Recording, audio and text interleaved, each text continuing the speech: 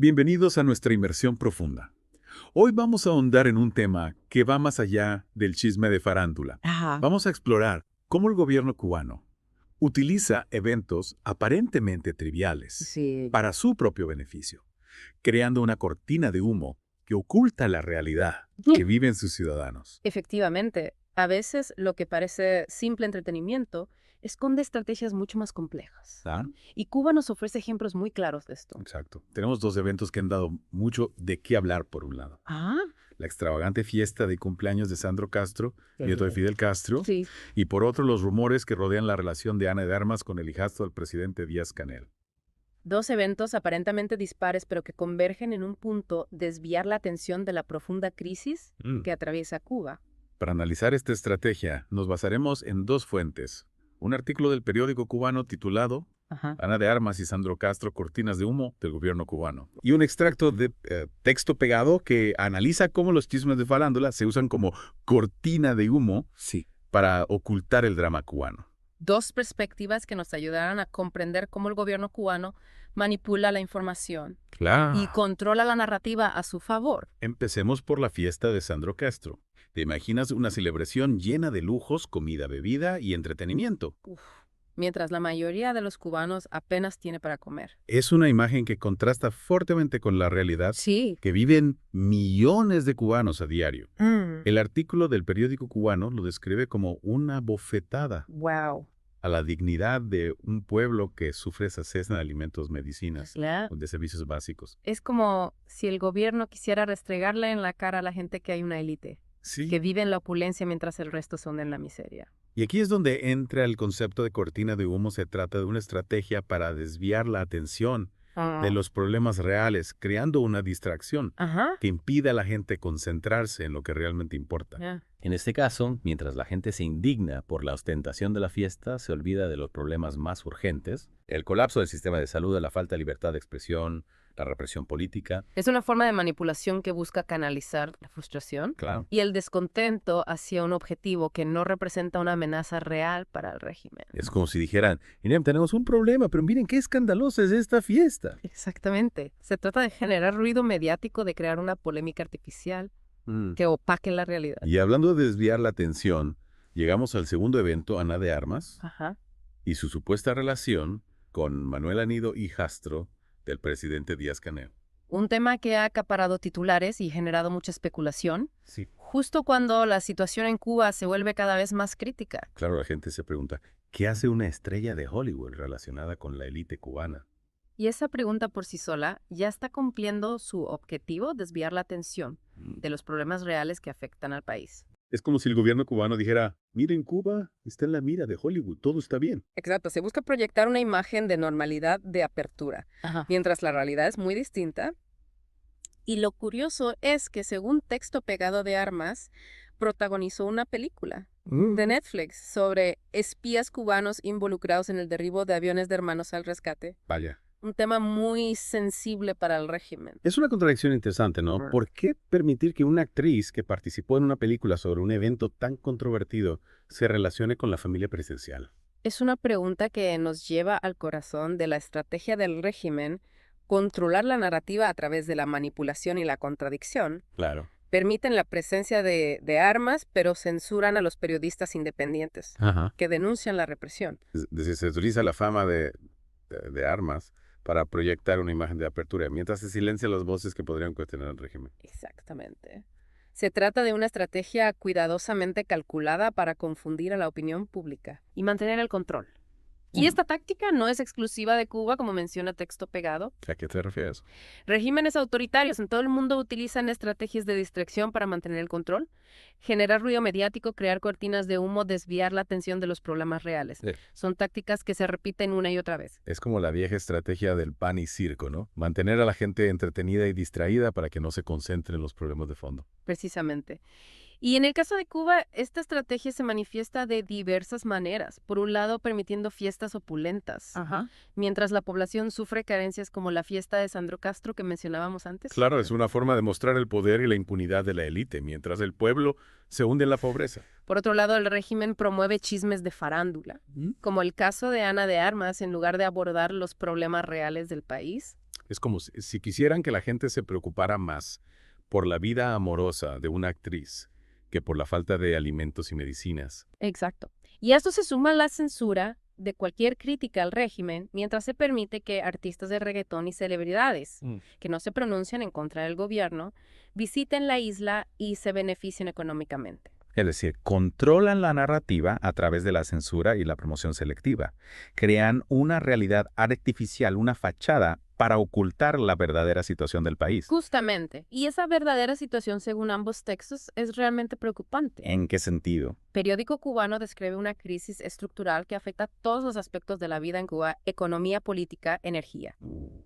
Y Texto Pegado habla de un Estado fallido sin una estrategia para salir de la crisis, con una corrupción rampante y un pueblo que sufre las consecuencias. Es decir, una situación verdaderamente desesperanzadora. Sí, y lo más preocupante es que estas estrategias de distracción impiden que la comunidad internacional se enfoque en la gravedad de la situación. Claro, si la gente cree que en Cuba todo está bien porque Ana de Armas está saliendo con el hijastro del presidente, pues no habrá presión para que el régimen cambie. Exactamente. Por eso es tan importante mirar más allá de las cortinas de humo, analizar la información con ojo crítico y no dejarnos engañar por la propaganda. Es un llamado a la responsabilidad a no dejarnos distraer por los fuegos artificiales mientras la casa se está quemando. Y para entender mejor cómo impacta esta situación en la vida diaria de los cubanos, vamos a profundizar en algunos ejemplos concretos en la siguiente parte de nuestra inmersión. Retomando nuestra conversación sobre las estrategias de distracción en Cuba, me gustaría profundizar en el impacto que estas tienen en la vida diaria de los cubanos. ¿Te imaginas vivir en un país donde no puedes encontrar alimentos básicos en las tiendas, donde los apagones son constantes y donde el sistema de salud se está desmoronando? Es una realidad difícil de imaginar para quienes no la hemos vivido, pero es la situación que enfrentan millones de cubanos a diario.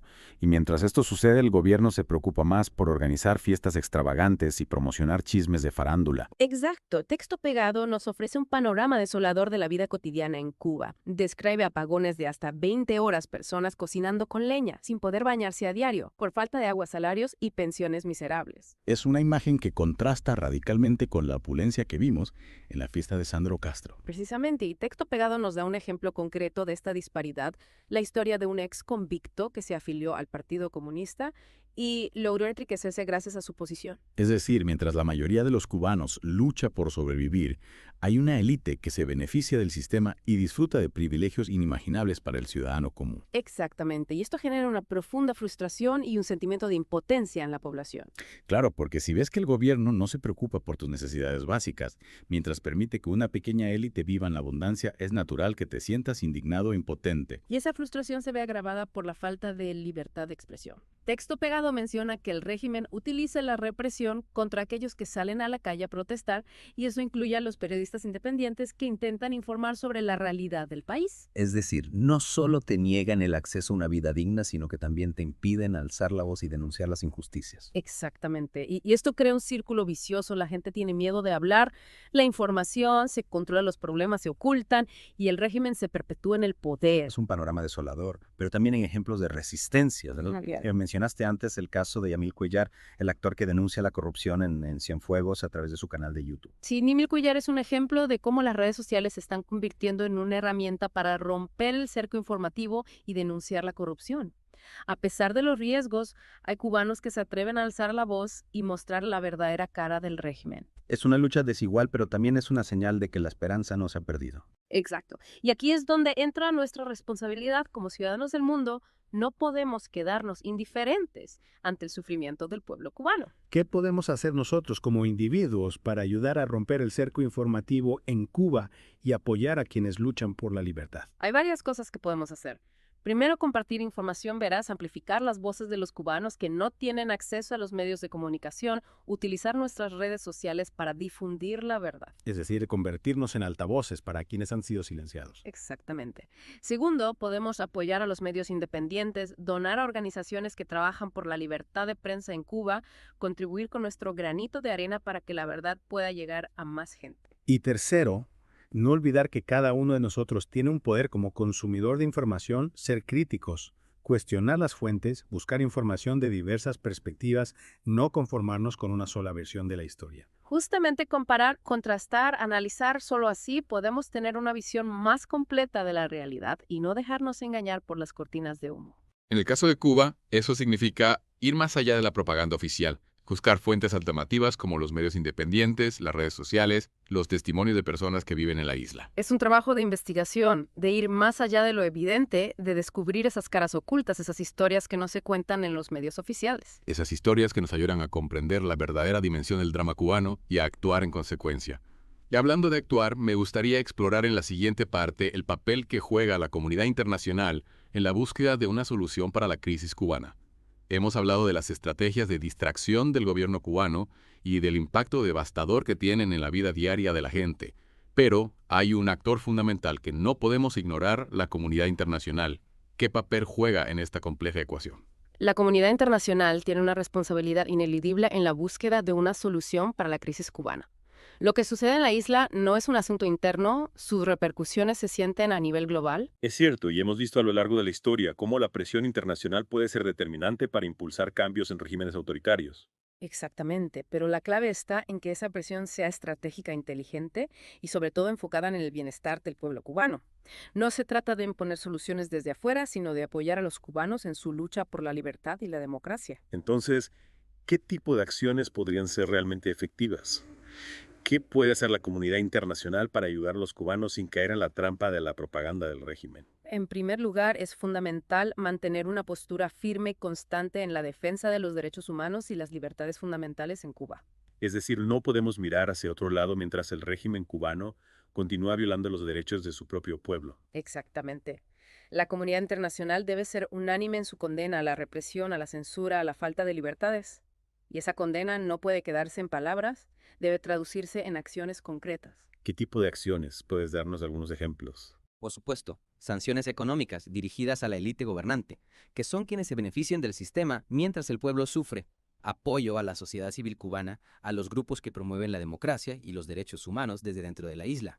Y por supuesto, promoción de la democracia a través de programas de cooperación que fortalezcan las instituciones independientes y la participación ciudadana. Es decir, medidas que debiliten al régimen y al mismo tiempo fortalezcan a la sociedad civil. Precisamente se trata de un enfoque dual que busca aislar a los represores y empoderar a los ciudadanos. Y no podemos olvidar el drama del éxodo masivo de cubanos que huyen de la isla en busca de un futuro mejor. Por supuesto.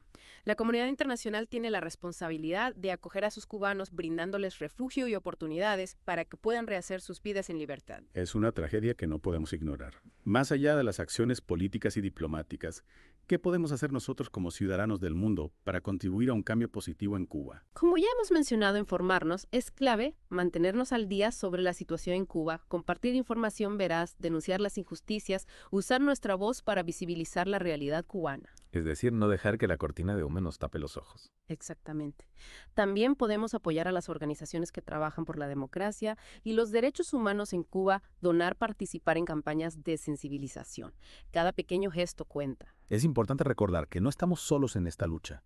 Hay millones de cubanos dentro y fuera de la isla que anhelan un futuro mejor. Sin duda. Y si bien la lucha por la libertad de Cuba es larga y compleja, no es imposible. La historia nos ha demostrado que los regímenes autoritarios, por más poderosos que parezcan, tarde o temprano caen.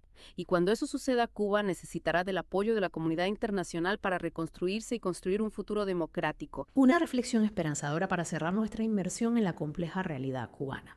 Esperamos que este análisis les haya brindado una perspectiva más amplia y les haya motivado a seguir informándose y a actuar en solidaridad con el pueblo cubano. Recuerden que pueden encontrar los artículos completos en el enlace que se encuentra en la descripción de este episodio. Hasta la próxima.